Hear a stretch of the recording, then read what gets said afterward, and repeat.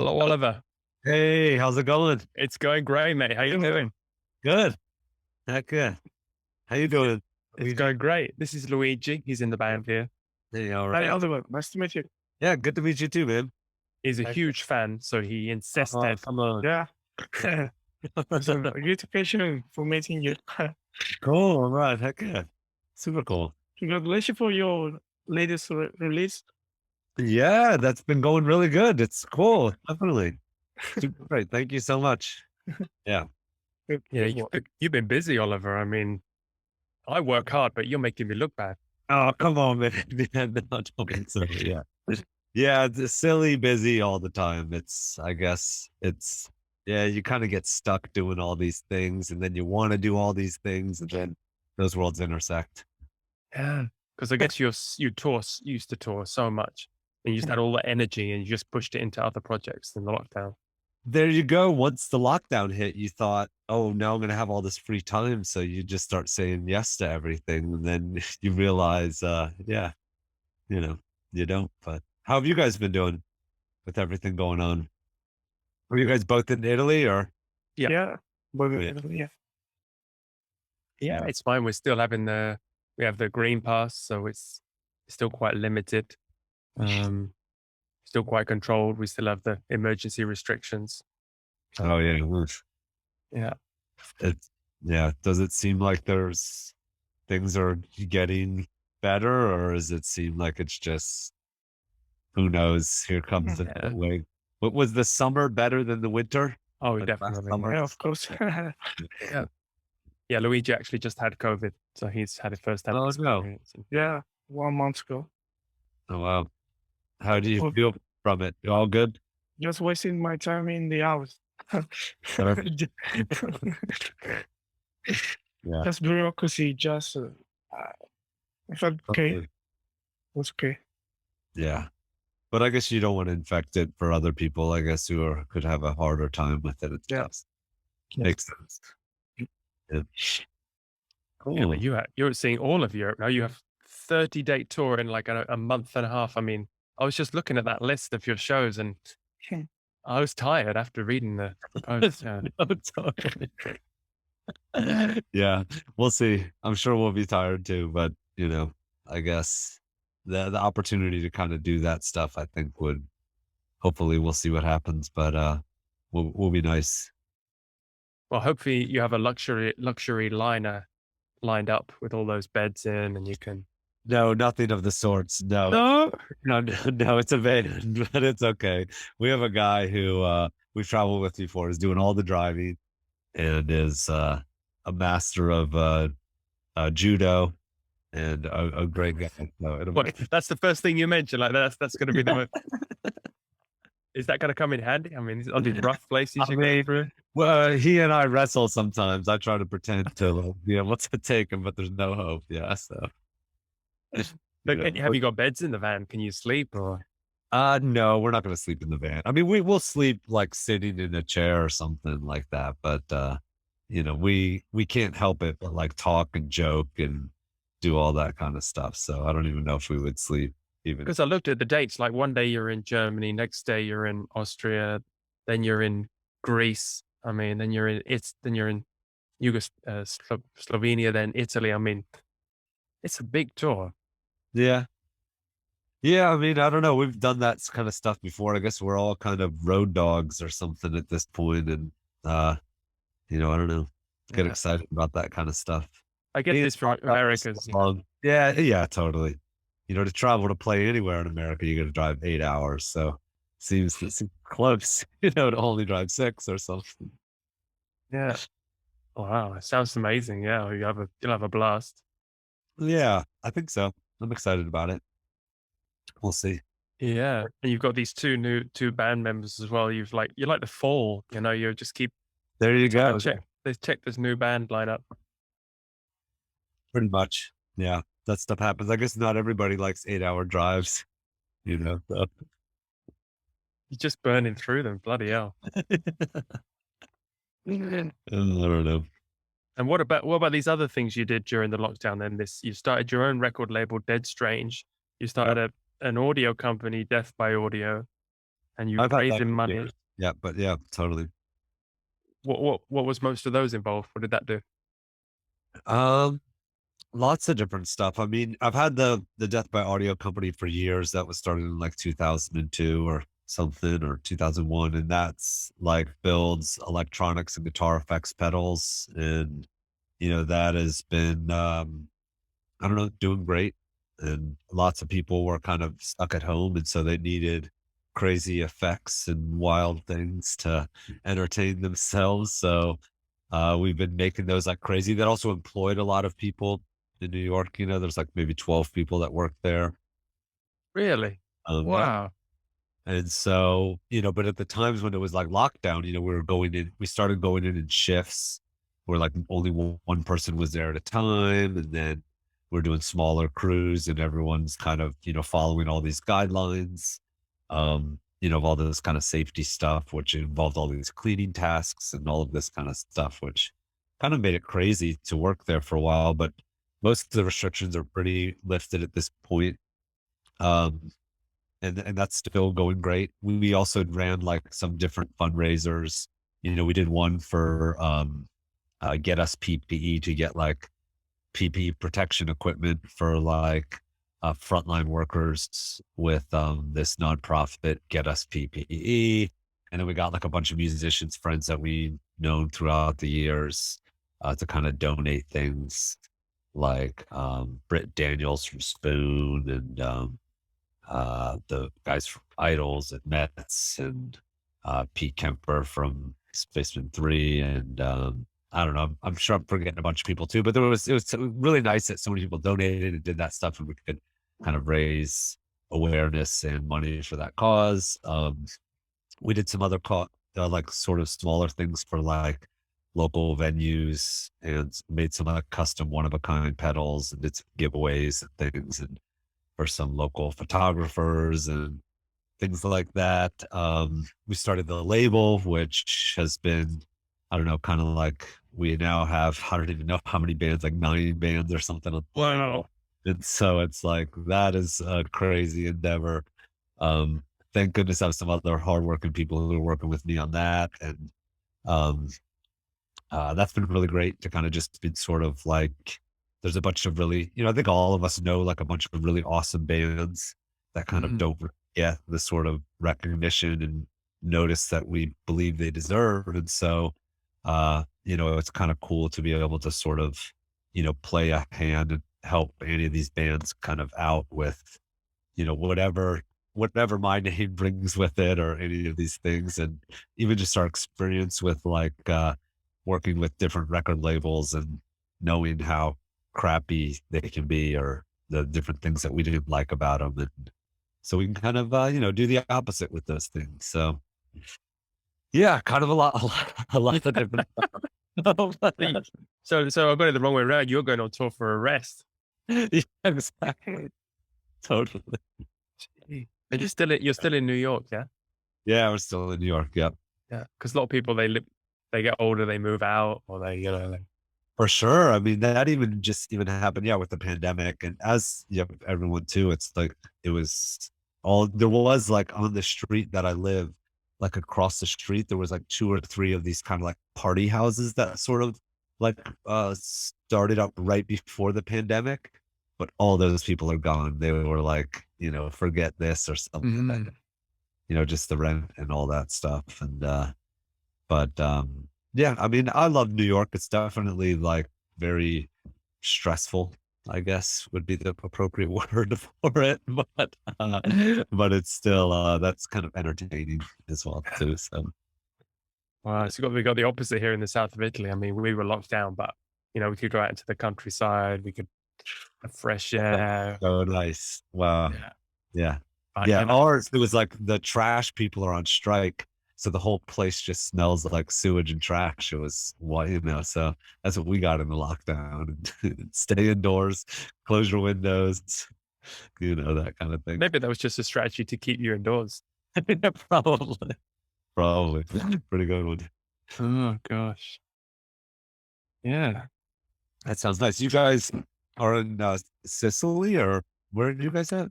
Cilento, the national park. It's just about an hour and a half south of Napoli. We're opposite the Oh, Atlantic okay. coast. Yeah. Oh, cool. I see on your tour you get as far down as Rome. Yeah. Yeah. Yeah. Yeah. Well, Luigi's always nipping up there to see. He's seeing Idols next week in Milan. Yeah. Yeah. Oh, sick. Yeah. Yeah. Yeah. Yeah. Cool. He's a huge Idols fan. He saw them in. When is two starting? When are you coming for the two? I'm not sure when our show in Rome is, but we're Probably the March 9th is the start, and then for like until like April 13th or something. oh, okay. Yeah. But yeah, no, that's cool. Idols are awesome. That's going to be an awesome show. They always bring it. Yeah. It'll be good. But they're not as loud as you. With that, they got a positive message and all that stuff. So it's good. I was reading all the comments about all the people you've damaged over the years. You know, it's the loudest band on. Yeah, it's a sonic. Even I was listening to you, and when I listened to the songs, I can. There's just some. I don't know. You must have some secret effect pedals that records in the volume inside. Even when I'm playing it quietly, my ears were still ringing after listening to it. Probably. Yeah. Yeah, I mean, it's definitely designed to be that kind of music. Like, I'm excited about the possibilities of every frequency you could possibly touch, and other people are trying to like mold their songs into like, something pleasing for, the body or something. But yeah, I'm I like, can't believe because you're the boundaries of a CD or whatever, but oh well. Yeah. But because you're a three-piece, I mean, still can't get over that. It's like, once you start bringing the fourth person in, it just starts muddying the waters or something, So, no, I don't know, but yeah. no, but to I get mean, I that always volume, was a fan of two-piece bands. I always thought that was really cool. It's like because when like everything kind of like falls apart, you've only got to rely on that one other element. You could so quickly adapt to everything and like go to all these interesting places with two people. It's not if like somebody, if things get too wild and somebody loses their place in the groove, it can destroy a 6-piece band or something like oh that. yeah, You all have to be like well rehearsed and practice, but a 2-piece band, you can just show up and play the show. You don't even really, you could figure out the song right at the moment if you need to. make a new song. Yeah, make a new song. Totally.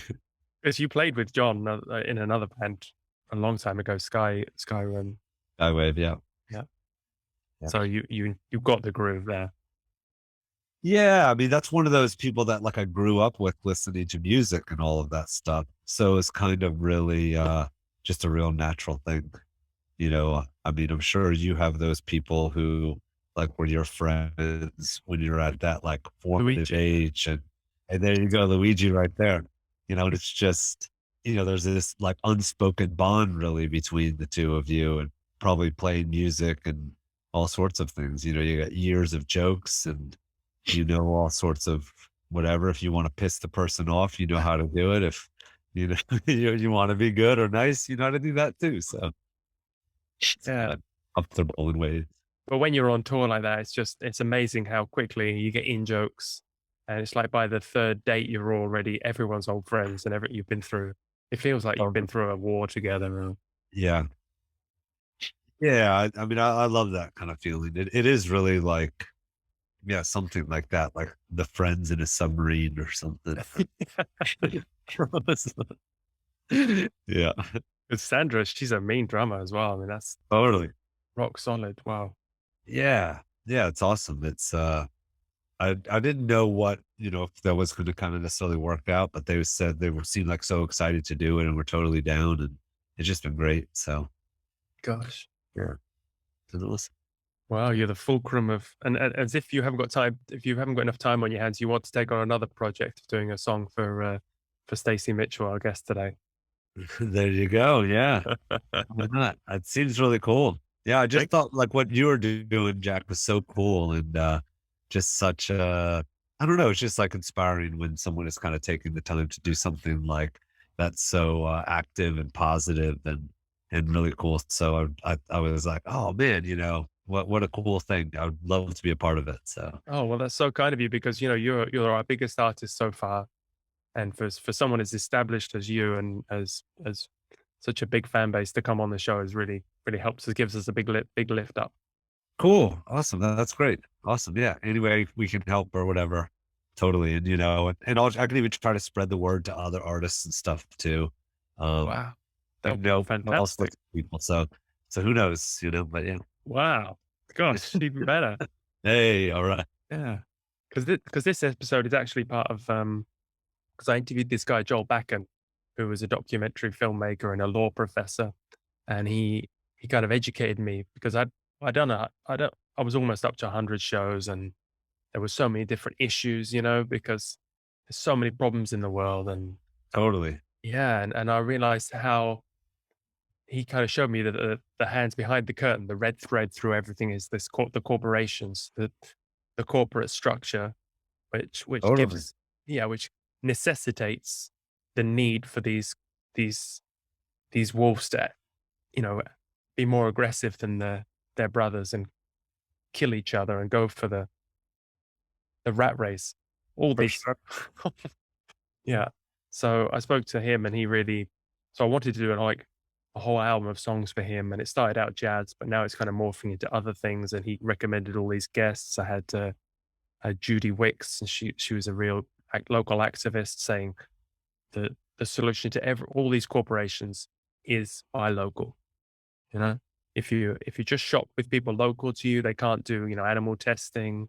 They're not going to Yeah. start polluting the neighborhood. They're not going to start dumping their toxins into the river, into Main Yeah. Street, are they? And so all these, and then like with Stacy Mitchell, she kind of takes it a level further because that's her full-time job. She's an activist. People come to her, politicians come to her, senators come to her for advice about how to be more local. So she's just like going to be a gold mine of ideas for this. Awesome. Yeah, that's great. Yeah. So I think I've just been listening to her as well, and she's talking about a lot about Amazon as obviously the big. For sure. Yeah, I think they're like the biggest corporation or whatever at this point. So there you go. It's gonna be like they want to be like the king of kings. They want all the other corporations to go through them. It's like, Pretty much. I mean, yeah, and it's like, it makes sense, and they have a model of like destroying all of these other kinds of companies and, swallowing them up to sort of take what the best business and at the point at which they can handle, and so, they're like controlling and slowly taking over all this stuff. That's, they're kind of already even at that point where it's like it's too late or something. It almost yeah, seems like. it's like the dinosaurs eating each other, and finally there's one big one left, Oh, and then a meteorite hits them, knocks its brains out. I don't know, but yeah. There you go. Exactly. Yeah. yeah, because I mean, I use Amazon. I mean, Totally. I mean, yeah, and I think, she even says that in some of those podcasts where it's like the consumers kind of can't be blamed for a lot of this stuff. It's like, if that's kind of like the best price and the place where you can make these kind of things happen, that's you kind of, you need to use that tool to get ahead and stuff too. It's kind of, it's in some ways maybe in like the politicians' hands or some of these kinds of people to sort of make them pay more of their due share for, you know, enabling us to have that luxury or something. yeah, because they used to have all these monopolistic laws, but then it doesn't seem to matter as long as they're not hurting the end consumer. As long as we're getting a good deal, then it's somehow within the laws of. Yeah. I know, but that's, they kind of figured out like what are those laws, what's the problems, how to make that work, and how can we eventually conquer all of that stuff? What's the problem? Let's figure it out and work within those bounds and make, be the biggest company, make the most money, all of Yeah, that. because you're a small business owner, yeah. I mean, you are. Sure, yeah, yeah. So have you been found it difficult to get started? Do you run into to get grants from the government? Do you get help? Is there? No, I mean, we lucked out because we were just making something that was really unique, and that other people weren't going to dare make. in a way. And so, but it's like we try to stay away from Amazon, at least from our end, but there are definitely like stores and other places that sell on Amazon that we deal with. But now if stores are like, say they seem like they're just a store at Amazon, we don't take them on as Oh, really? Yeah. but I mean, just because it's like those are, that's, you just know that you're not getting people who are actually dealing with, really selling the right kind of stuff, or talking with the people, or kind of making, the right kind of sales. We also sell something that's kind of weird. It's like, these are like guitar effects pedals that make like absolutely insane noises. And then, if they become like a commonplace market, people don't understand what they're buying. And, we get like complaints about that kind of stuff. So, you don't really want everybody in the world to have these things. They don't, I get it. They don't know what oscillating fuzz is or something, or they complain about this noise or something in some pedal where, that's just the only way to make it sound so good. Like a tape echo or something like that, like people don't sell them now because it'd be too fidgety or something for like the everyday consumer. Oh, I love it. You'll have to buy one. You'd have to get a card of a guy, you can know a guy, and then he meets you on the corner of the street, and and you leave the money on one bench, and he Yeah. takes the money, and then yeah. Not that crazy, but Yeah, yeah, it could be like a real cult thing, Yeah. but those things, I don't know. But that's even, even on those podcasts that Stacy's talking about, you hear that stuff where like, they kind of can't deal with the actual problems of the people, or they can't kind of connect. Like, you can't necessarily, get a book that's recommended by someone, or that you're maybe actually going to like, you just kind of get the book that maybe is the most popular that talks about crime or something, and then that kind of, doesn't really like, actually address your interests and stuff. I mean, that all being said, AI is getting better and better and better, and eventually maybe they'll pick a better book out than your friend could recommend. Mm. So, I mean, I um, found that's another problem, I guess. I don't know. I found the same problem with Spotify in that, because when you used to go to the record shop, Yeah. you used to discover new music, Yeah. With Spotify, and there's not that discoverability anymore. It doesn't feel like to me. You got some playlists, but it's all, we have to write songs if you want to get on one of the big playlists, you've got to write music that fits perfectly. Because when we're pitching music to playlists, it has to be the morning coffee playlist. So it has to be in that sound, Yeah.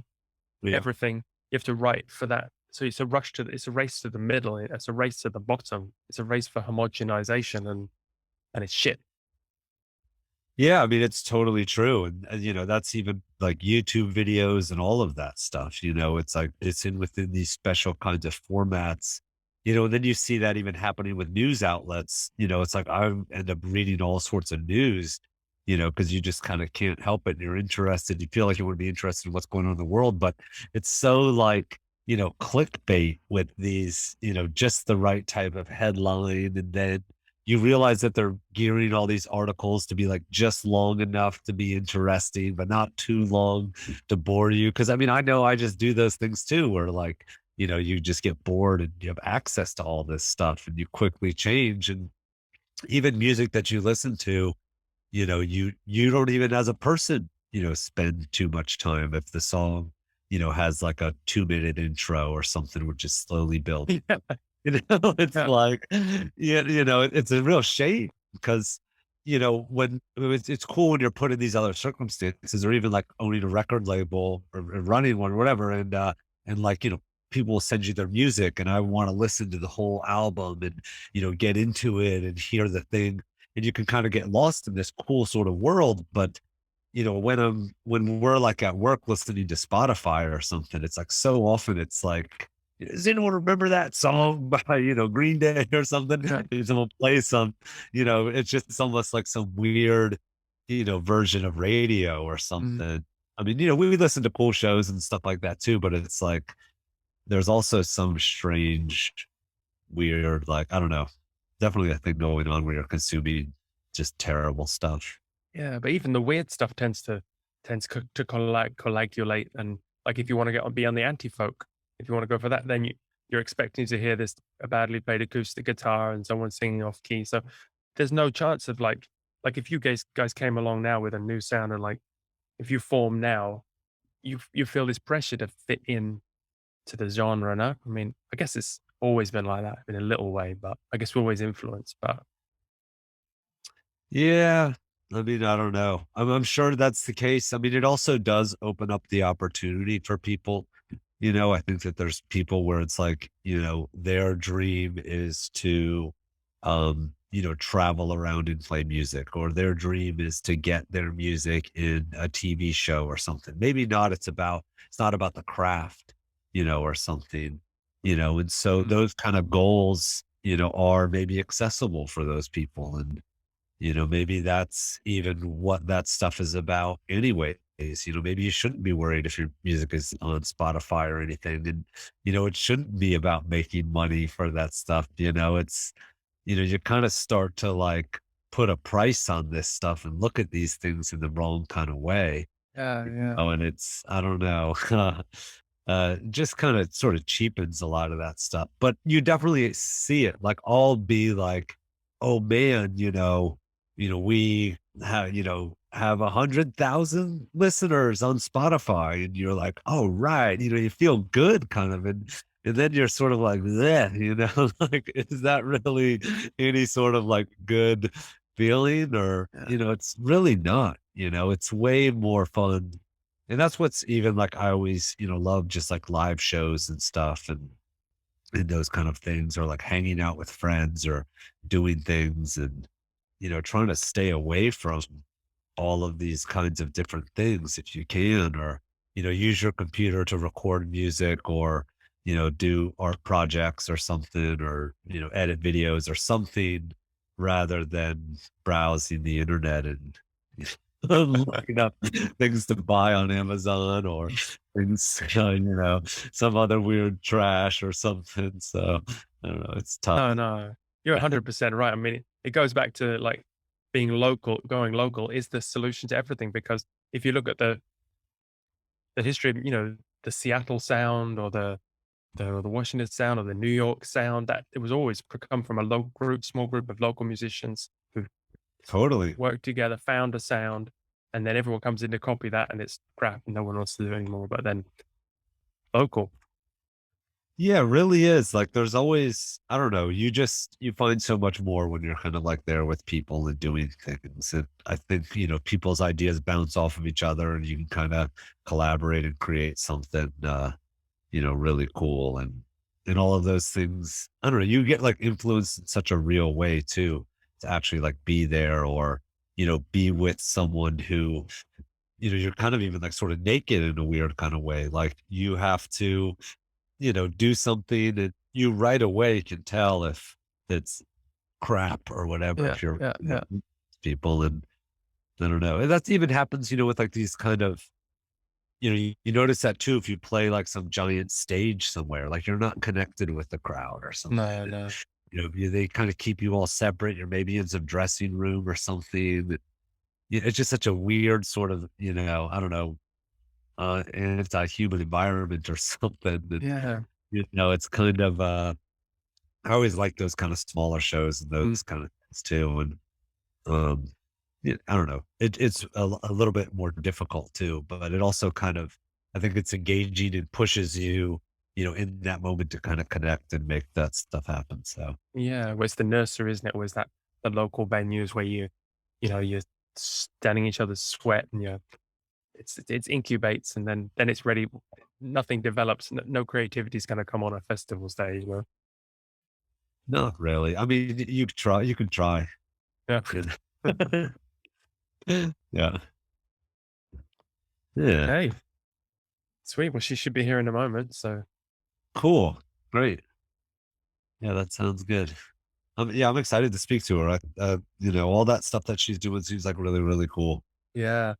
Really interesting. And um, But the stuff we've been listening to her, it's funny that is how, because these times are accelerating so much. You know, it seems like something from 2016. She wrote an article then, or 2019's like old hat. You know, they must have Amazon's already on the moon by the time this podcast gets out. You know, it's like Totally. Yeah, it's pretty wild. Yeah, they're gonna own the moon by yeah, the time this thing hits. yeah. Isn't it crazy? I mean, Yeah. what I want to know is like when Jeff Bezos ever had that moment, that eureka moment when he was, because before I was researching this episode, I always thought he was just the guy who started in his garage like Bill Gates, but it turns out he was a Wall Street guy, you know? Oh yeah. I didn't realize that before. So he already knew about all this financing, and for their first, is it their first 3 years or first years, they lost $3 billion. Is that? I mean, that's where it's like you can tell it's this giant diabolical plan. Yeah, yeah. It's There's a he huge knew plan that, behind it. you know, yeah, it's this huge plan. He knew exactly what was going to happen. You know, he basically was like, okay, how can we like crush the entire world in a corporation market? Yeah. You know, and then they brainstormed and figured it out, you know, because it's like all of these kinds of things. I mean, I don't even know, did they have that plan when they were doing the books? You know, who knows? Must In a way, because I it's want to some know way, what point that was. I want to know what. because at some point, you know, because that's so wholesome, you know, bookseller or whatever. Yeah, Or something yeah, like that. Everyone's like, oh yeah, you know, and then that really, you know, cements like a wholesome idea for Amazon as a company. yeah. You know what I mean? It's Yeah, a, they you know, must have it's thought. like They must have yeah, thought. What yeah, should we it's do? like if you dealt in children's art or something like that. You know, it started there. Like this, you know, oh yeah, we're just a children's art dealer. You know, and then the plan is to take over the world. You know, it's so insane. You know, because it's like, yeah, I don't know, but I guess he knew some of those things, or he tried it out with like media and stuff. And but Yeah. yeah, that But to be able to to lose billions of dollars, you can destroy anyone. No, I mean, if that you're allowed to do that. yeah, I mean, because that's like the whole thing you do in like a poker table or something too. It's like if Yeah, you're the guy it's who not fair. the chip. Oh, hello, Stacy. Hey, how are you? Great. Nice We've It's just to meet been you. laying into Amazon, warming ourselves up with some Ah. bile flowing. Nice. So this is Oliver from A Place to Bury Strangers, Hi, have Hey, fun. nice to meet you. Nice to meet you too. and Luigi is a guest musician from Italy here as well. Hey. So yeah, we've all been listening to your stuff, and we're super excited to. Hopefully, you can bring us some possibility, like give us a positivity, like is there a way out of this? And yeah, because Yeah, Oliver, good one. yeah. So Oliver's So how long have you been doing the podcast? Just out of curiosity. well, we started in November 2020. We launched the first episode, Mhm. and yeah, it's been going really well. We've passed 100 episodes, and now we're having guest musicians on every episode, and we've been really lucky to get Oliver to come on the show. And did you get a chance to check out the music? Have you heard of the band before? I hadn't before, but I'm the kind of person who maybe wouldn't have. But yeah, I really enjoyed it, and so it's yeah, Oh, cool. Thank great you. that you're here. Yeah. I'm Yeah. psyched. Cool. Great. So you take over, Oliver. You know, I've interviewed you. Now my mouth is dry. Yeah. Okay. Great. Yeah. I mean, I really liked all of this. You know, all of the articles that I read. I read those articles that you sent over and listened to your interview with Chris Hayes and the TED Talks, and was just I'm good for you for doing what you do. I think that's really cool. But yeah. So I mean, I guess how did you kind of get into doing this? Where you thought that this was what you wanted to do, and Yeah, and I guess I grew up, always sort of having a sense of wanting to be engaged in social justice of some kind. When I was a kid doing science fair projects, it was, acid rain, things like that. My parents, my family wasn't particularly political, so I don't know exactly where it came from, but I certainly had a kind of reformist streak, if you will, as a kid. And then in college, I studied history because I was really interested in, how things changed. So I studied labor history and environmental history of environmental activism and so on, and the anti-slavery civil rights movement, American history, but really the history of social change. Um, and coming out of college, I was sort of torn between wanting to, do something in academia, or to be an activist, and each was like not satisfying in certain ways. And so, finding work in a kind of think tank that's more active than a typical think tank was a nice marrying of the two. And so that's how I ended up at the Institute for Local Self-Reliance. And I've always, I think my sense has always been that the kind of root of so many of the problems that we face today is the concentration of economic power, which inevitably translates into political power. And then, the reason we can't pass climate change legislation, for example, or do so many of the things that we need to do is, that we have this sort of overbearing sort of corporate authority that not only heavily shapes what government does, but effectively kind of runs our society in a lot of ways. It is a power every bit as tyrannical as that of a king, and so fundamentally, I think that a lot of this is about democracy. How can we combat these kinds of things to sort of do climate change, to help climate change and, change these kind of laws to help small businesses and all of these sorts of things? Yeah, I mean, I think some of it is, some of it is that we've been living in this period over the last 40 years or so. It's often referred to in terms of neoliberalism, sort of this idea that really took hold intellectually on both the right and the left, in the 1970s and 80s. And it's sort of an idea that bigger is better, that markets are, a product of these kind of natural forces, that markets are self-correcting and they always balance themselves, and that big companies are forces for social good, and all these kinds of ideas, and in different ways, both the left and the right, really bought into this notion, and that ideology has been very blinding.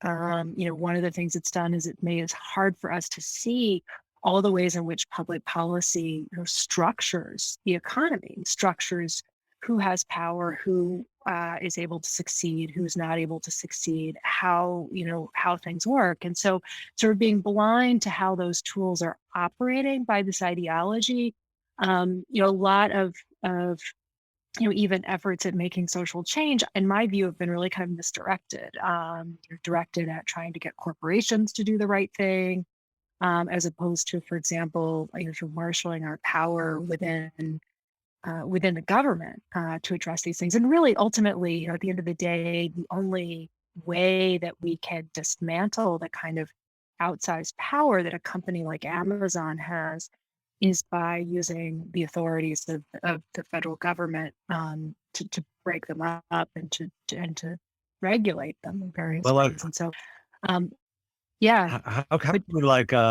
How can we convince the people who, like the legislators and stuff, to even make this kind of change if they're kind of getting paid by the corporations, and maybe even a percentage of them are, but it's probably a lot harder of a thing to even want to combat.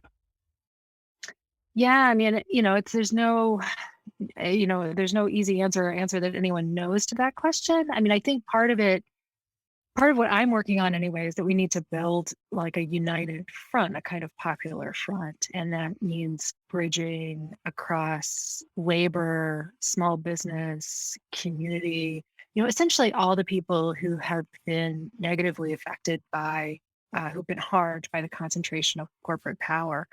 And that the focus of that needs to be on government as opposed to, trying to get consumers to make different choices. For example, don't shop at Amazon. Like that, I don't think that's useful.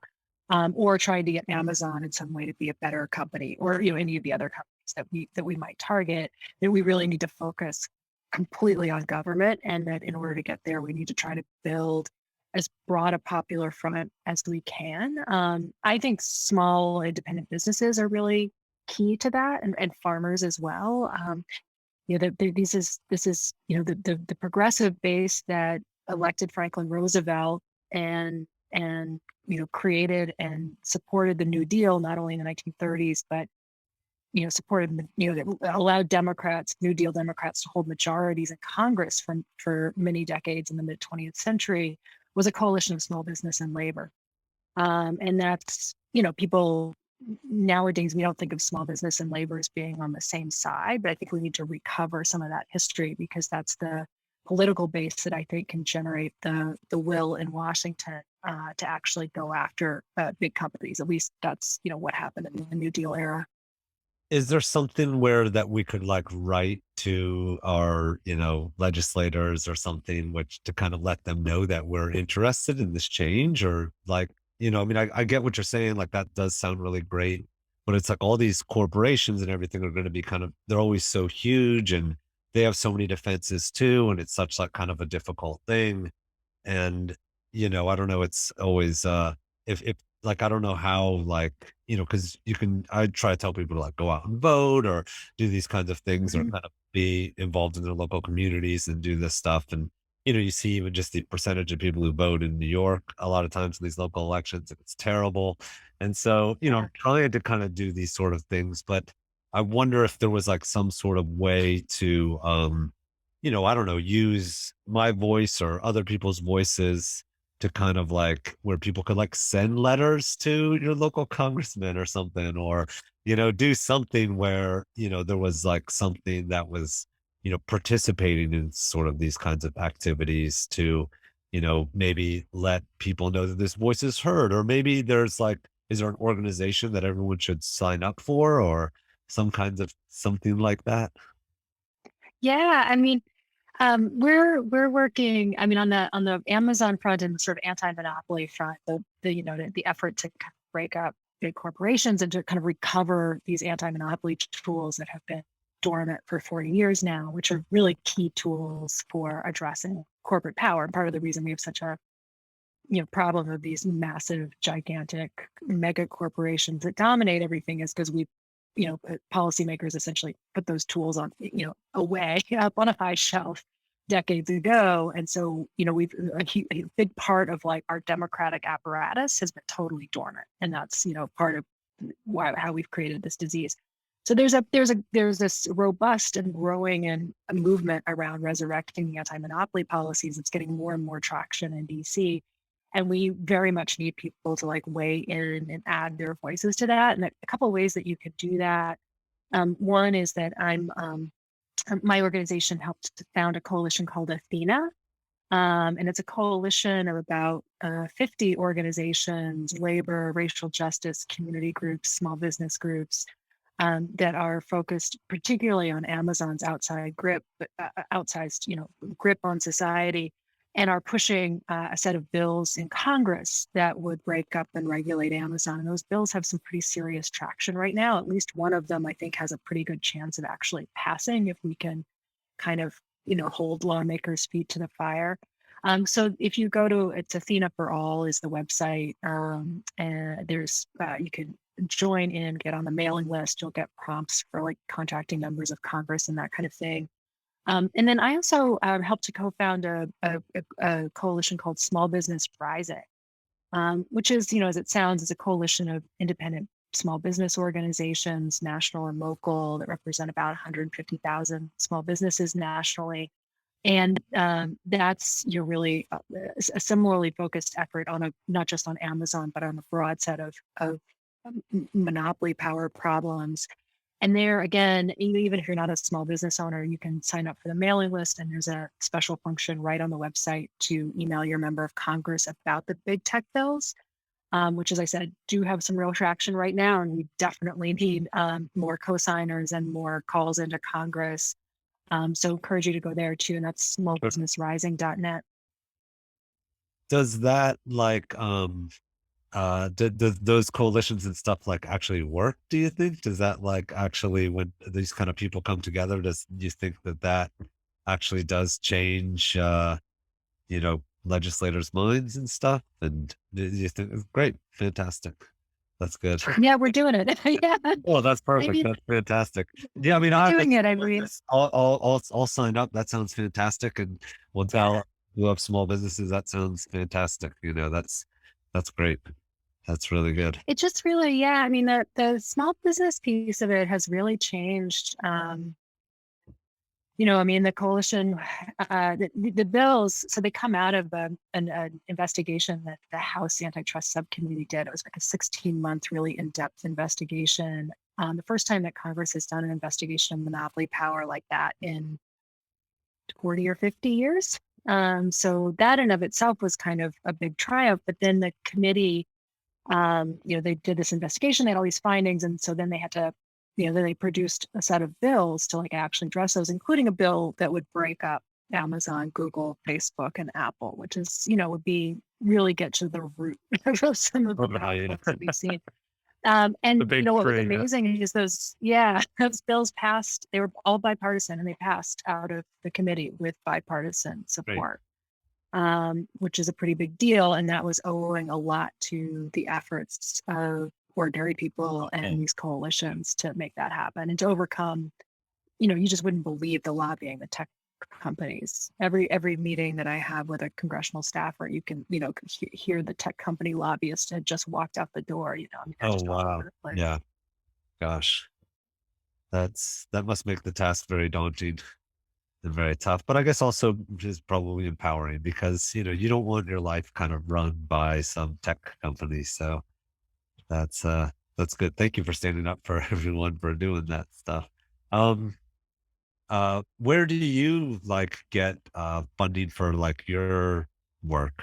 Is that is that paid for by senators and stuff like that, or the government, or is that or are there corporations and stuff who kind of donate? Or Yeah, we are a nonprofit organization. We're funded primarily by grants and some individual donors, like small donors who pitch in. So like about 85% of our funding comes from foundation grants. We write proposals, and if they think what we're doing is having an impact, they maybe will give us some money. So we're a staff of about 25 people.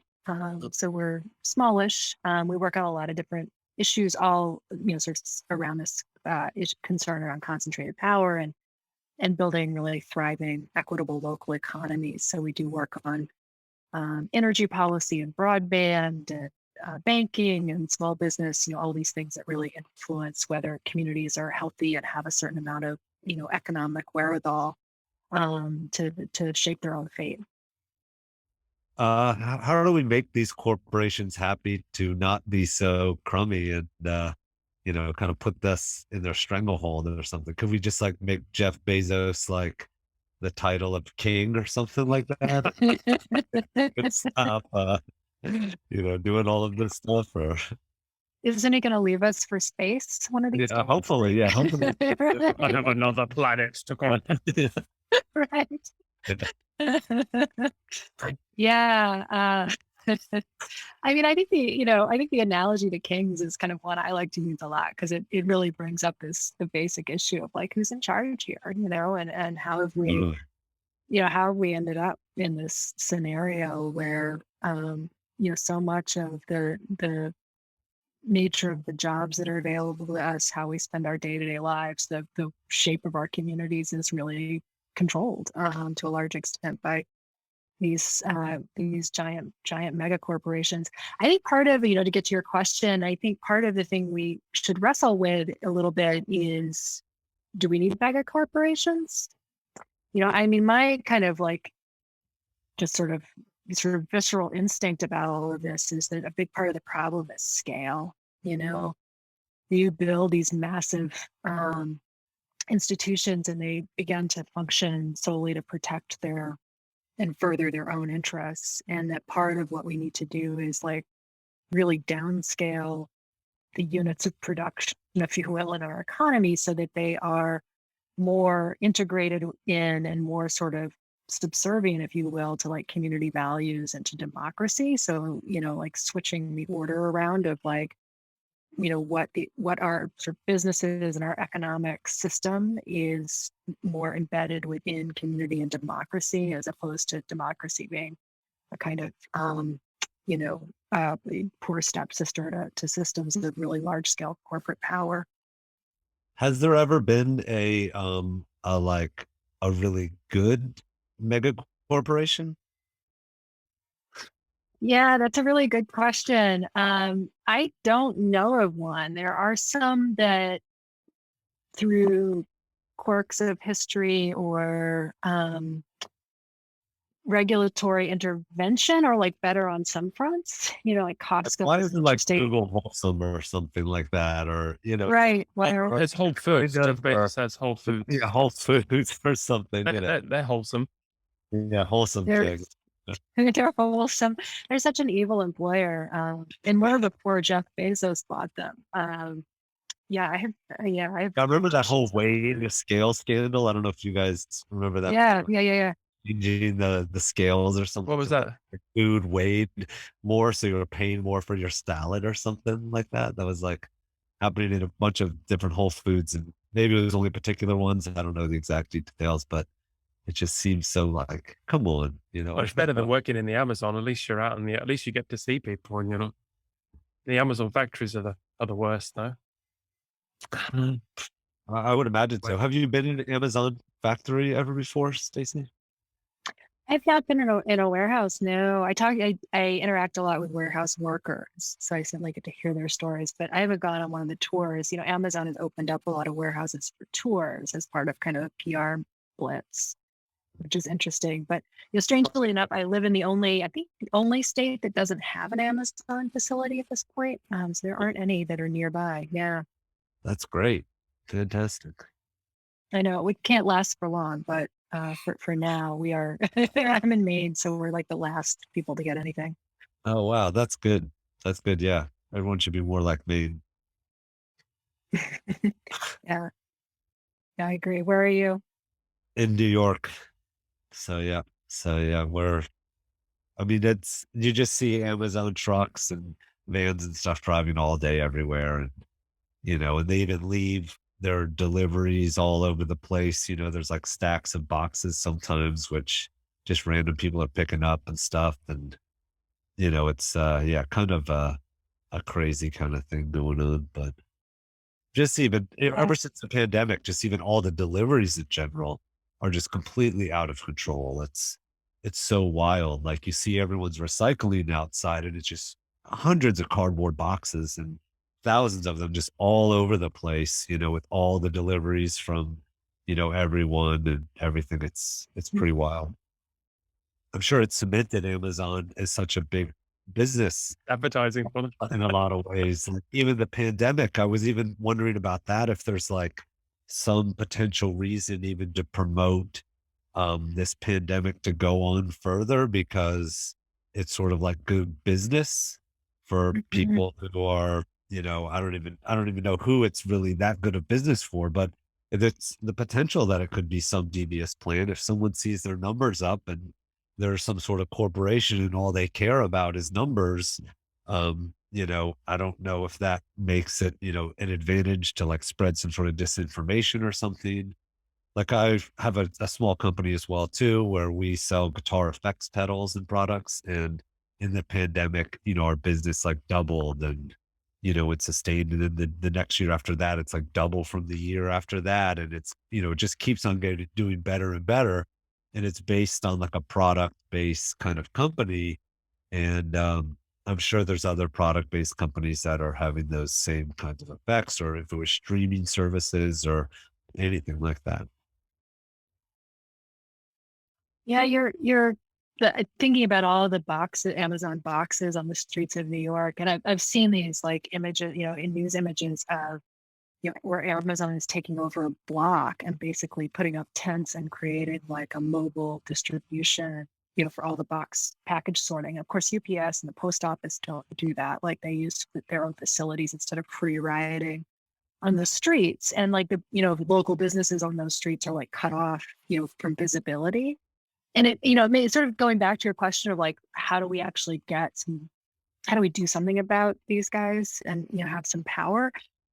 It's striking how much Amazon has grown to be so massive by gaming public policy in its favor. I mean, it's benefited hugely from the fact that antitrust has been asleep at the wheel for 40 years. But it's also, I mean, from the very beginning, when Jeff Bezos founded the company in 1995, he made getting, policy favors from government that weren't available to his competitors like a key part of his strategy. I mean, that's like a core tenet of how he was going to build this massive Leviathan. And, some of that has been getting subsidies, like economic development subsidies from local governments. So Amazon has gotten like over $4 billion in giveaways from local and state governments to build warehouses, to build facilities.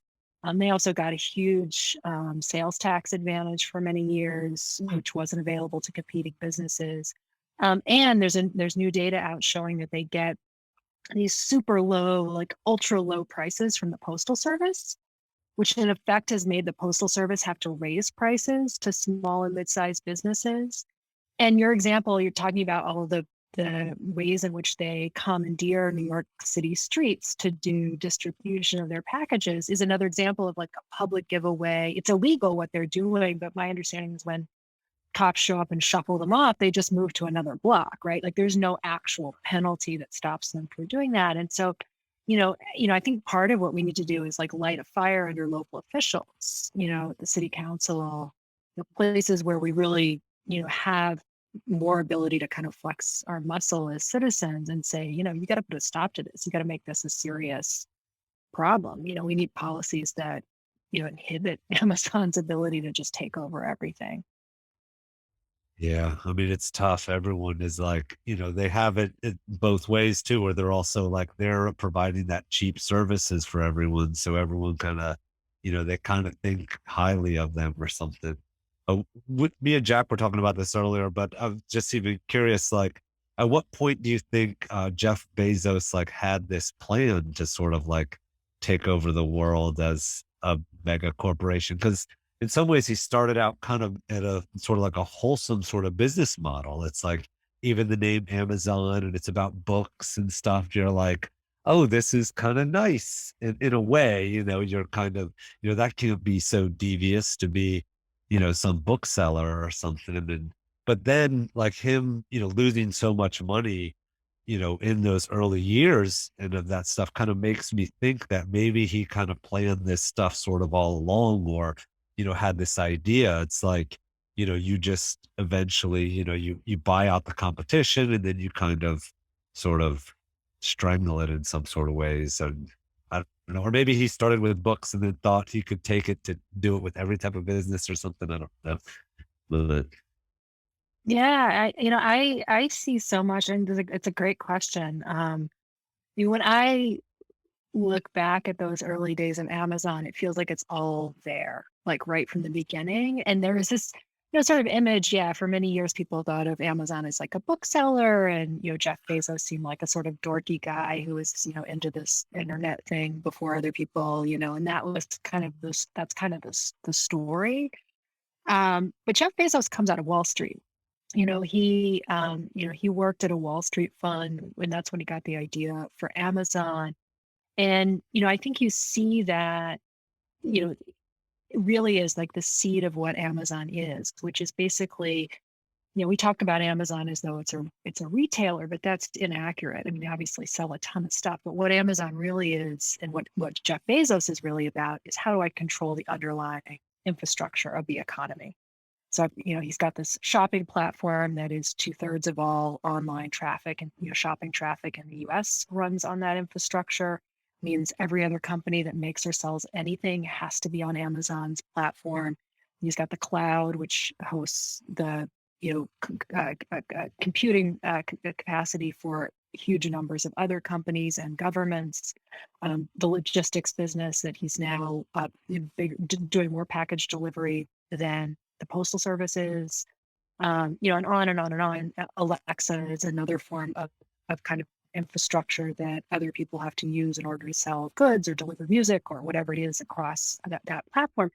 By controlling the infrastructure, what that enables him to do is not only prioritize Amazon's own goods and services on those pathways, but also to levy a kind of tax, a toll for anybody else who wants to use that infrastructure. And it's that toll that is it's like, oh yeah, that's a Wall Street strategy. How do we put up a gate and then levy a fee where we get a cut of everything and, we walk off the rich bankers? And that's the idea that's been in Jeff Bezos's head all along, was that notion of if I can control some huge amounts of the infrastructure of the economy, I can arbitrage. I can take a bit off of all of it and grow incredibly wealthy. And that's what he's succeeded in doing. The gaming government was there all along.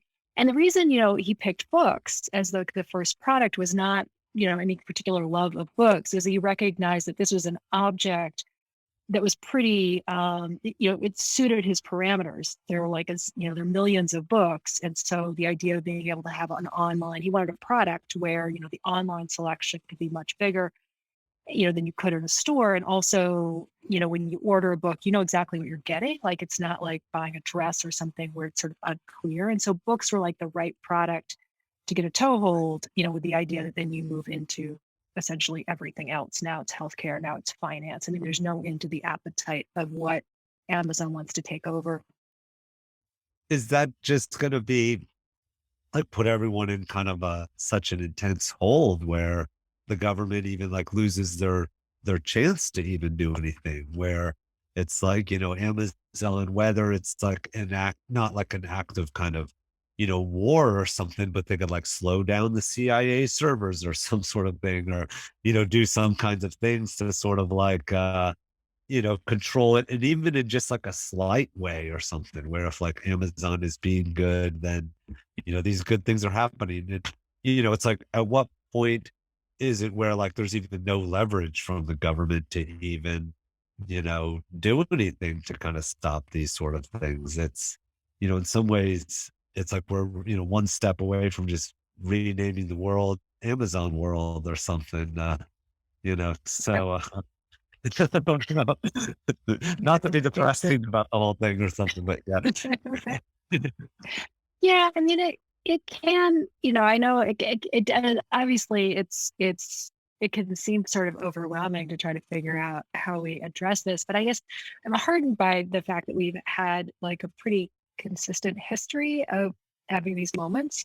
John D. Rockefeller, I mean, it was impossible to imagine, not just him, but the titans of that era. Back then you would have thought, people are never going to take these people on. I mean, they had even, in some ways, even tighter connections to government than the monopolists of today do. You look at the power that the coal companies and others had over our workers. It seemed impossible it seemed impossible that we'd ever, get rid of slavery. So, we have a history of successfully overcoming these kinds of huge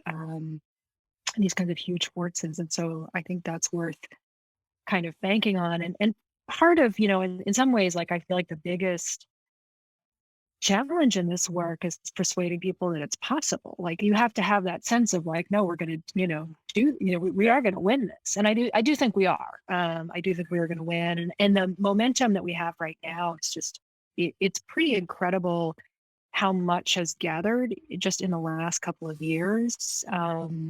And, in Congress, in the kinds of appointments that President Biden has made to the Federal Trade Commission and these agencies that have real power to go after corporations. Right. So yeah, I think we're going to get there. But yeah, I do to your question, I do worry about how long it takes us, because every day we lose more and more of the economy that isn't controlled by Amazon. And, we have fewer and fewer things to fall back on, and sort of other ways of operating. And that is scary. I also worry that Congress, I think that one of the big components of the fight right now is that, members of Congress kind of want to do take the approaches that don't really get fully at the root problem. And, those approaches are helpful, but like we need to be much more serious and aggressive about what we're doing. Yeah. Yeah. Hopefully that can happen. Yeah. I was wondering if you have, because can you see into Jeff Bezos' mind? Do you know do you have a vision of the future? Like, how bad is this going to get if he has his way? Well, I mean, just to sort of spin out where Amazon is headed right now. I mean, there's a couple of things that are pretty striking. This notion I talked about like I want to be the infrastructure, that's been there all along. Like selling stuff, it was in order to build a platform and make it so dominant that other companies would have to use that platform. This has just been the approach, and so we're seeing that strategy happen in other ways. So we're seeing a lot of activity by Amazon in the area of finance. They're doing loans to third-party sellers on their platforms, so small business lending. They are big into the payments segment. So there's this new technology where you can pay with the palm of your hand at a store, and it's not just going to be in their stores, but they're licensing it to other retailers. And I think part of what they're looking to build, that just walk out technology where you don't even have to use your palm. You have an app on your phone, you take what you want off the shelf, and then you just leave the store. There's no paying, you get automatically charged. That technology they're also licensing to other retailers. And I think what they have in mind is being the basic system for all of your exchanges. So every time you're paying anybody, whether it's Amazon or somebody else, it's happening on Amazon's platform. Now they have a godlike view into all the transactions in the economy, and that gives them an even greater advantage to go after and pick off different components, different industries that they want to dominate. So that's one area, sort of finance area. The other thing that they're doing a lot in right now is healthcare. And they've started a telemedicine service that they're offering to other companies, so companies can sign up and then their employees use Amazon's telehealthcare system to get treatment. They have done a bunch of stuff with hospitals and insurers where they seem to be interested in being the information platform. So like, how doctors and pharmacies and hospitals, like what is the central place where they manage and track information and track, treatments and insurance, all of that for every patient. Amazon seems to have designs on being that central platform, which again, like once you can have a view into everything that's happening, you can then say, pharmacy is a really lucrative area. Let's go into that. And we have a built-in advantage because we have all the data, or, selling certain kinds of medical devices or whatever it may be. It's like a beachhead that then gives them access to the rest of the industry. So, healthcare and finance are massive. You add that to the entire consumer goods portfolio, to cloud computing, to all the stuff they're doing with the military in terms of data. It's pretty logistics, moving all of our packages and stuff. It's pretty creepy. Is there maybe like an advantage to going with Amazon in the way in which, like, if they just had like a better board of people who are trying to do better things, but they've kind of like, in some ways they're sort of, it sounds to me like they're kind of creating their own government, where at some point there's going to be like a choice where people are going to be like, well, do you want to live in the regular world or Amazon world? Right. And Right. Yeah. so is it like, is there some way to kind of almost even like, I don't know, try to like even get the people who are kind of making decisions in Amazon, like whoever's on the board or whatever, like convincing them to do better things with what they're doing, or, to work in some sort of way? It's like, because in some ways it seems like they're just kind of they're the type of like Wall Street people or something who are just going after a number. And in ways they're kind of craftily creating a way to just make the most efficient business possible to sort of make them the most money. But how come those people don't have morals or something like that? Right. Or aren't like there's some way to, I don't know, talk to that sort of way to, I don't know, make Mhm. I don't think you get to the top with morals. Right. Yeah. It's an automatic job disqualifier in the C-suite, right? I sometimes say like this gets conceptualized sometimes, I think, is like, let's nationalize Amazon, right? Like, okay, Amazon's this massive thing. Let's like just take it over and make it a public company. And I don't think that that's the right way to think about it myself. I think, we have this tradition and this idea that's sort of embedded in how our government is structured that, in order to safeguard our liberty and a system of equality, we have checks and balances. So we have this idea of like, no entity should have too much power within government. We have the three branches at the federal level, but we also have a big check on their power through the states and localities. And, there's this idea of like, let's disperse power, and that sort of maximizes democratic oversight and prevents like any entity from becoming too overbearing. And I think the same thing applies in the economy. And I think this is what anti-monopoly laws ultimately really are about, is like checking, creating checks and balances. And I think what really is a more democratic, I don't think that there's a way to sort of take over a highly centralized entity like Amazon and have it actually be accountable to people and to democracy at that scale, even if it were publicly owned. I think it would still be sort of gamed by a small number of interests. I think the truly democratic approach is to actually split it up. So we can take Amazon as it is now and say, you know what, you're not going into healthcare and finance, and you're going to be 5 or 6 companies. And by breaking Amazon up, what you do is you introduce competition, because right now Amazon is able to leverage different parts of its business to maintain its dominance in other parts. If you follow how it, it loses a lot of money in some areas in order to gain power, but it's subsidizing it by getting monopoly profits from other areas. So if you force Amazon into separate companies, and now you've got, a retailer that's maybe a sort of like a new Target, you've got an independent marketplace that is like a sort of different version of eBay without Amazon actually owning it and selling on it.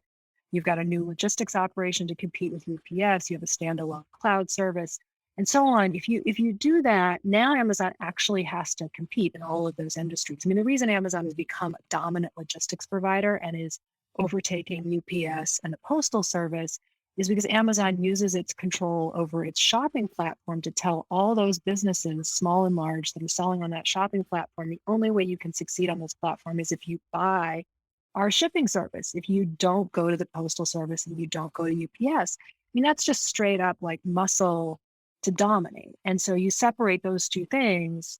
Now Amazon's logistics service actually has to compete on the merits with the Postal Service, which is unionized, by the way, and with UPS. And so, you disperse power, you open up opportunities for other companies, and now people have choices. You don't have this overbearing company that can unilaterally set the terms for workers, which is where Amazon gets a lot of its power. You can have economic activity much more dispersed across the country instead of concentrated in Seattle and Washington, D.C., only places with high-paying jobs, and everybody else is getting screwed. So there's I think that is actually a pathway to something that's much more democratic, and it sort of requires, I said, kind of going back to the very roots and the ideals of how you set up a democracy, which is anywhere you see a concentration of power, you kind of smash it down and create a check on that, and I think that's what we need to do with Amazon. You said maybe there's legislation that is kind of sort of started that is kind of to do this sort of thing. Is this something that, like, what is this legislation? Can we like kind of try to push this forward in some way, or We're gonna write a song about this, so it could be the chorus. there we go. Yeah. Right. Yeah. Oh, hey, sweet cat. I'm actually at a friend's house cat sitting. So it's not my house, but All right. I'm on cat sitting duty this week. Okay. Yeah, there's a great package. There's like a really good package of bills that came out of the House Judiciary Committee, and it's a total of 6 bills, but I'll just talk about 3 that I think are kind of most significant in this context. One is a bill that would break up Amazon, it would, and Google and Facebook and Apple, which all have similar kinds of problems. And it would essentially say that, like, if you are the platform, you can't also be selling goods and services on that platform. That needs to be separated because it's a conflict of interest. This is what we did with the railroads. I mean, that's again going back to the idea of like, none of this is new. We've faced this before. The railroads, the same thing. You know, they were big industrialists who like favored their own, their own industries. Too tempting. Yeah, exactly. I mean, I obviously, you know, it's so you stop anybody on the street, it's like, oh yeah, we shouldn't allow that, you know. But yet we have with the tech companies. Google can like put its restaurant, listings and ratings at the top instead of Yelp's, you know, because it controls the search. We shouldn't allow that. So there's a bill that would do that would break these companies up, and to me that's the most important and the fundamental one that really begins to get at the root problem. There's also a bill that has gotten probably the most traction, and there's a Senate version of it now that just got voted out of the Senate Judiciary Committee by a remarkable 16-6 vote. I mean, nothing goes through the Senate with that kind of bipartisan support these days. So, you know, on tech, there really is no difference between Republican and Democratic voters in terms of polling, and so it's an interesting issue in this climate.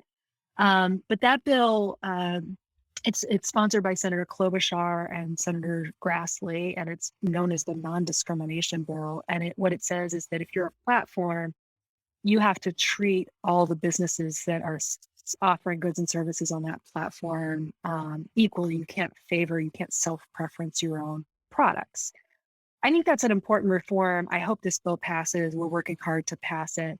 I do have some concerns that, given the overwhelming interest in self-preferencing and the incredible nuanced ways in which these companies can do that, I don't know that we're really going to get to the root of the problem completely with this bill.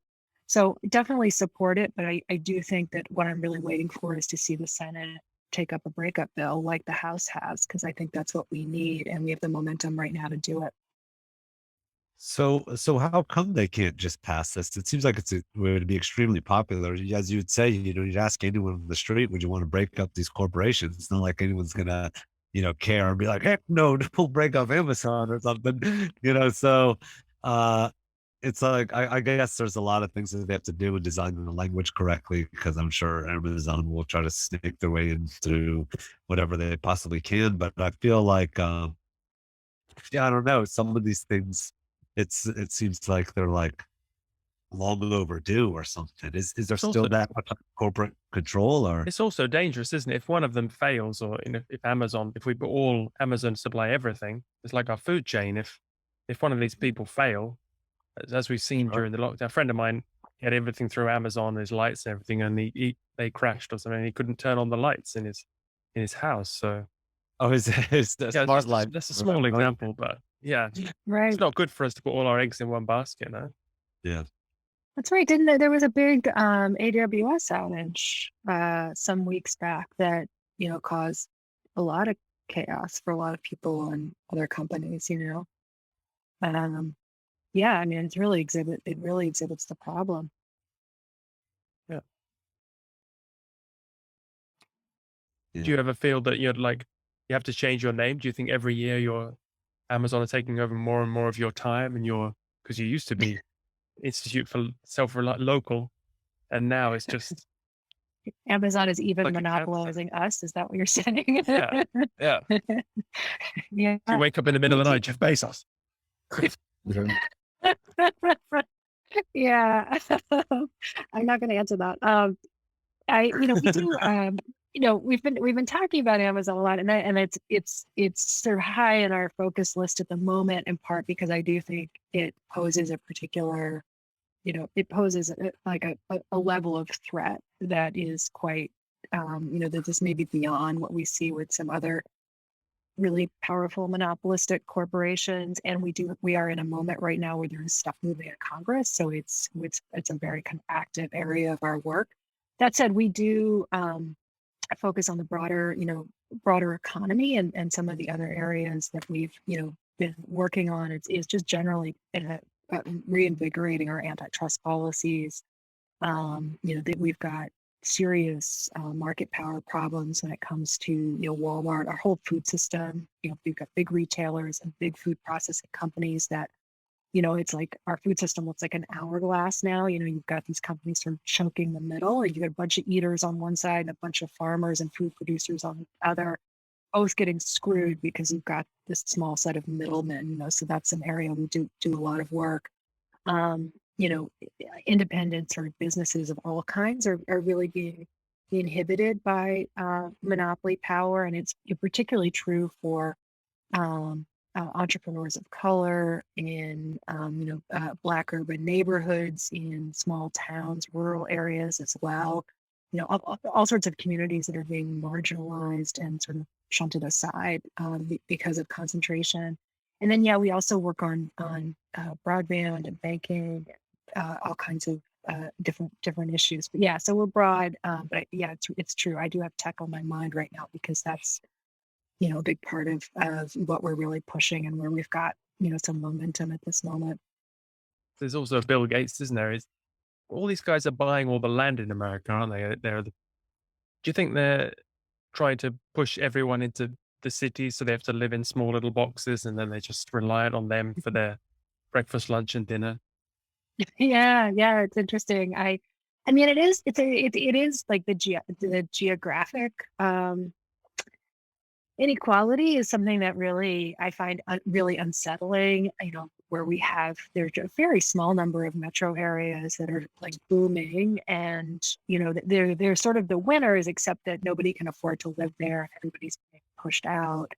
And housing prices and so on are just insane. And then you have large swaths of the country and a lot of like sort of second tier cities, if you will, where things are really desolate and it's hard to find a decent job. And you can buy a 8-bedroom Victorian house for nothing, but you can't actually live there and make a living. And that this is like a phenomenon of recent decades. It's not something that was historically true about the U.S. There was much more geographic, equality, if you will, between different places, and it's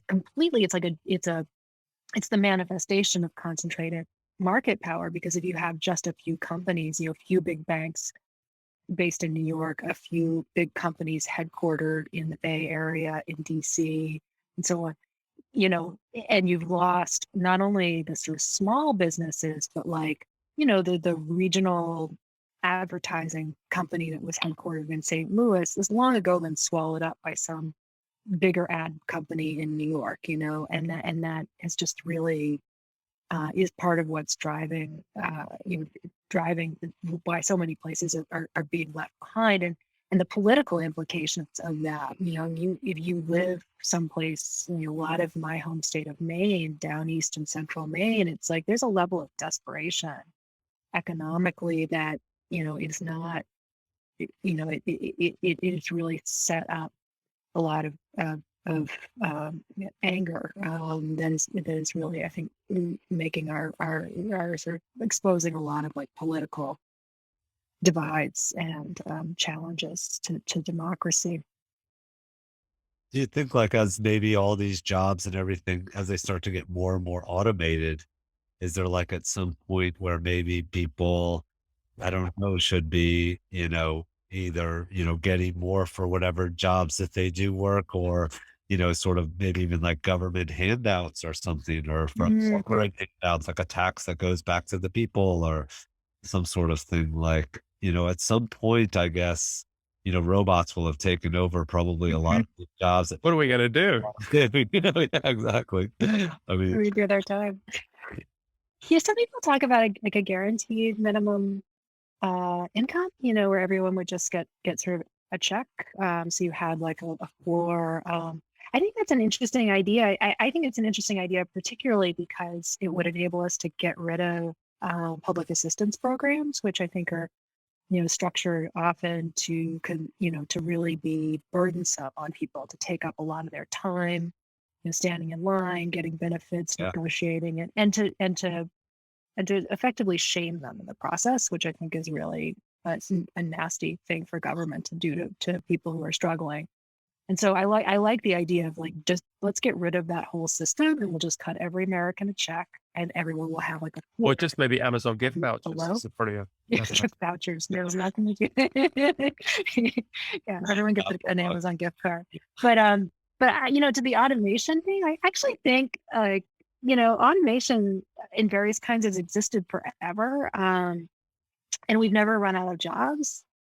I actually think the real risk is not, you know, like in the past, it's like whole industries have, you know, whole areas, occupations have disappeared because of automation, and yet there have been new occupations and new kinds of things that have come along that have, you know, have become work for people. And obviously, there's so much work that needs to be done. Like we've got to reorganize our whole system to be carbon free or carbon neutral. There's so much social work that needs to be done, and so on.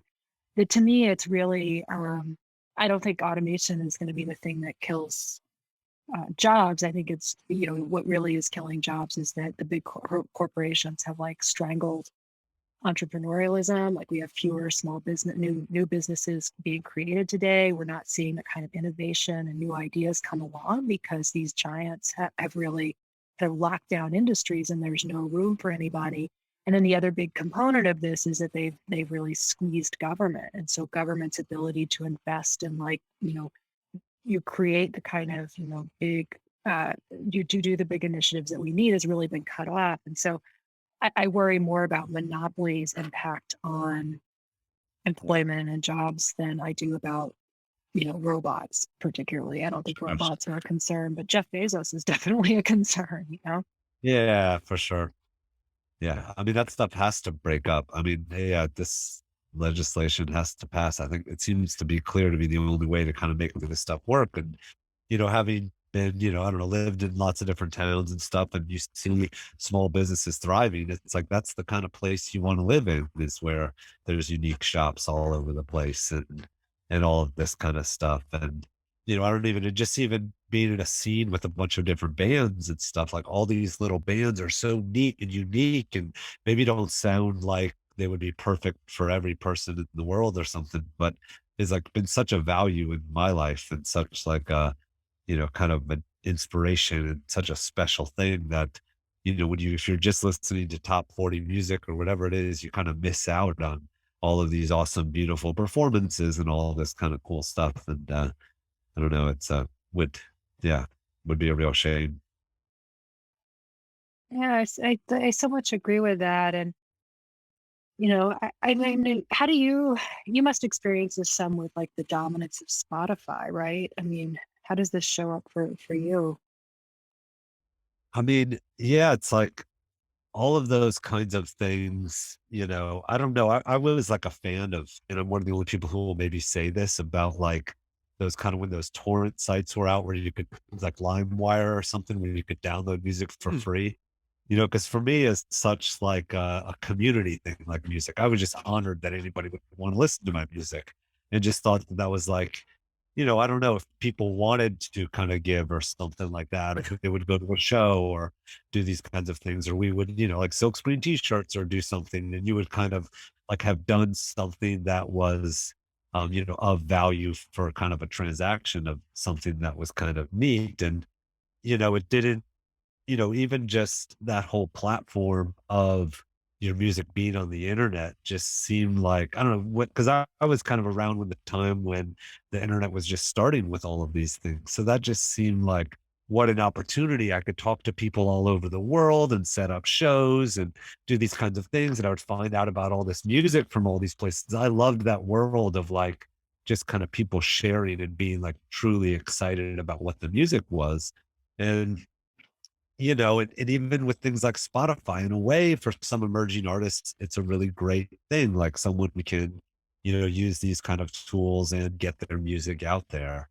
But for people who are relying on maybe record sales or for that, like that little intermediary part of musicians who, you know, can't do some of these things and need those record sales, it really, I think, hurts that whole thing. And so it kind of makes bands, I think, a lot of times have a really short life where they're really excited and they want to do this and they try to make these things happen and there's no support, if they don't break Mm. free or break through to the place where they can kind of make it work with getting paid pennies for their music, then they kind of go on and do something else. And it's kind of just sort of a shame or whatever. Like, I don't know, we also used to run a music venue in New York, and it would be like all these bands from all over the world would come, and then it's like so often these bands would just be around for like a couple years or something, and then that would be it. And then you find out that the person now works at this ad agency or does this other thing or something, or which maybe that's good. Maybe it's not everyone needs to be a musician. We need people who are doing other things too. So that's maybe natural selection or something. But I think there's like so, I don't know, small artists and stuff, like there's something really great about that. And it can be so tough to put yourself on the line and go through and do all of these things. And if you kind of kind of sort of can't get support and or even like real support, even these things like Instagram and all of this stuff, like you put your stuff up and people say some of the nastiest, craziest things on these platforms. And it's just because they can't talk to you face to face. It's like nobody would really say some of that stuff. And even just the way you feel after like you got a whole bunch of likes on some post or something, it's not like real wholesome enjoyment or something. So I don't know. No, Yeah. I worry a lot about like the book industry, for example, new authors, new books, like their primary way to find an audience is through independent bookstores. And we really saw it dramatically during the pandemic because so many people shifted to Amazon. Amazon, the way the algorithms work, the way the search works, it's not a great place to like browse and discover. If you know Yeah. exactly what you're looking for, it's good. Or if you want to see like what the best sellers are and buy one of those. But what it means is that like some new author, who's maybe great, has a great new novel out, like they can't get discovered in that world. It's walking into a bookstore and people are kind of browsing and maybe the bookseller is like, hey, you got to check this out. Like that's how people get their start. And if we lose that, it will, I mean, that's so much of, it's of our whole world of thought and ideas in books. And I think the same thing applies with music and art and, even mundane stuff like, food and toys, and, all the other products in our lives that people have creative ideas about. If you're some inventor or small company, in this kind of world dominated by these big gatekeepers, we lose all those ideas. And I actually had a small toy manufacturer say to me, he's like, the part of the problem, he was talking about how Amazon squeezes companies like him and they can't invest in new product development and it's hard to even get their stuff seen on Amazon and so on. And the local toy stores are disappearing. And he said, part of the problem is that like consumers don't even know what they're missing is it's not there. They don't know that they're missing out on this great new cool toy because it just doesn't exist. And so it's hard to like even know or quantify when we're losing all of that culture and, sort of that ecology of all the sort of small scale artists and producers. Yeah, it's really true. And all of these things seem to kind of like gear towards, what's just kind of based like sort of the math of it or something where it's like, what's going to be the most gobbled up thing that people want or, kind of, and it's like, I don't know, being someone who, I don't know, you kind of develop your own personal tastes and stuff. And, I don't like the same music that everybody else likes or, like the same books or whatever, or artists or things. Then, there's things that you do and you don't like. And that's what kind of makes things interesting and unique and being able to kind of have those sort of conversations about those things. And, um, if they figured out that everybody likes this one sandwich and, this one book and there's one artist, it seems like a terrible place or something. I don't know. It's, so yeah. But it's also True. personal. My parents were both math teachers, and so it's like there's something kind of interesting about those things, like figuring that out, and sort of like what's the advantage of doing this versus this, or that's a whole world, which in some ways is kind of neat, but it's like that just seems so kind of even anti, like how that really could help people in like a really positive, sustaining way. I feel like those times to use math would be like when you have a serious problem, when you need to make like some sort of life and death situation or something where things have gotten so terrible. Like let's use the math to figure out how many people are gonna starve or something like that, or perish. But it's like, I don't know, we're like living, caring people and stuff. That's we don't have to live in that world which is like dictated on what's like algorithmically the best thing to work out for that. It's just, I don't know, it's a Well, shame. wait till the wait till the AI is really kick in and they're designing everything. Now they're just now they're just No, it's so true. I mean, that's gonna, it's going to be like, and people are even designing these things. We're even kind of playing a part in this AI too. It's like you can kind of see by what posts you make on your social media, like what gains attention and what's kind of exciting people. So it's like making people, I'm sure, like wear different clothes and do different things, and go do different events, and it's also just makes it so weird too, people pandering to these things. I remember like being in an airport and there were like these girls who had all jumped in some like guy's luggage cart and were like taking some Instagram selfie, like or something in the luggage cart. And the old man was being very nice and just pandering and just standing there like waiting to push the cart for these girls to get out to take their Instagram photo. It was just so like such a strange kind of I don't know, a weird world where they were like they weren't even like involved in this spontaneous fun thing that happened. It wasn't like one of them accidentally fell into the luggage cart. They were like planning this whole thing, which was kind of like not living their life, but just sort of, feeding to some kind of, I don't know, some whatever, some kind of funky system of appreciation, which is just kind of phony or something.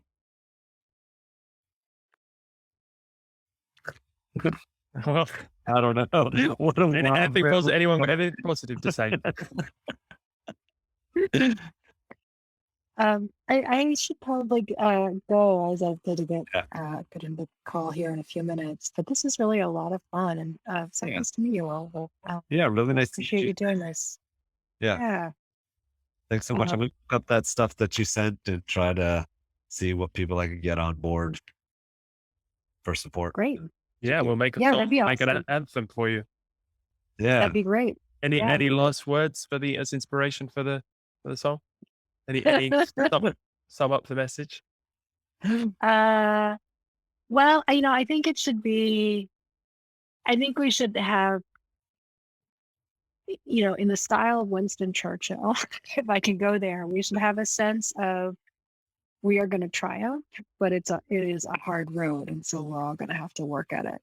So a sense of confidence, because I think that's true. I think we are going to win, but I also am mindful that like this is a pretty serious fight against some of the most powerful entities on the planet. So yeah, that's great. You could be a songwriter too, Stacy. Yeah, good. Fine. Thanks for doing it for us all. Thank you. Yeah, thanks so much for having me. I really appreciate the conversation, and nice to meet you all. I look forward to hearing the result. Awesome. Thanks so much, Stacy. Take care. Bye, Stacy. Bye. Oh, what a lady, eh? People like that. Yeah. So cool. Incredible. Yeah. Man, thanks for setting that up. That was wild. I got to No worries. speak to someone who's freaking doing some incredible, crazy work. That's wild. Yeah. And when she goes into those meetings, imagine those, it's her and a couple against these, how many lawyers those guys must have in that Yeah, my goodness. Going to DC and trying to convince people after all those things, that's crazy. Yeah, they've just come in with a shopping cart full of money, and they left that. I'm just going to leave that here for you, senators. Gosh, I know. You got Yeah. to make the right decision. Yeah. Hopefully all those senators are so rich. What do they need any more money for, right? Now it's time to do some good positive change. So what about the track then? You have some ideas? I mean, I think what she said was really good. Yeah, something kind of like building and triumphant. Well, she picked the right band. I mean, There we go. Hey, all right. Yeah. Well, we'd love to play on it as well. I mean, I know you. Of course, getting of out- course. Yeah, Yeah. totally. Man. Yeah, let's do it. Yeah, that sounds great. Luigi's guess- so excited here. I can We see Awesome. Sick. Yeah, I mean, I guess I don't really know. I mean, maybe I'll try to throw something together. Okay. And then, it could be a start, or I'll throw a few ideas together or something. Okay. Yep. And then send them you guys' way, and then we can work back and forth on it or something. Yeah, brilliant. Because while you're on tour, we can play with some things, and then Perfect. when you get back, we can get together again. Yeah. Mhm. Awesome. That sounds great. All right. Right on. Well, have Cool. good luck with it. Okay. Good luck with the tour. Good luck with everything. Good to see you, Jack. I Fantastic. can see you too. Yeah. Heck yeah. I'm gonna room, maybe. Heck Yeah, why not? Yeah, for sure. Awesome. Sick. All right. Have a great day, you guys. Take care. Have a good night. Okay.